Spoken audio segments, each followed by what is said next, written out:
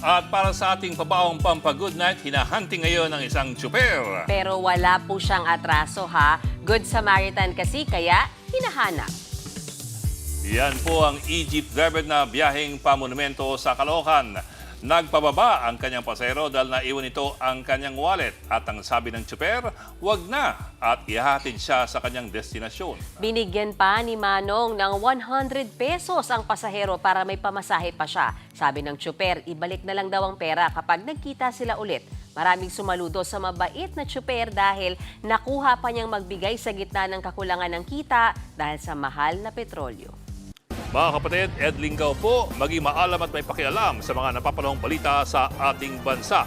Para sa mas malilimang pagtalakay at paghimay sa mga issue at headlines, mag-follow at mag-subscribe sa social media pages ng News 5.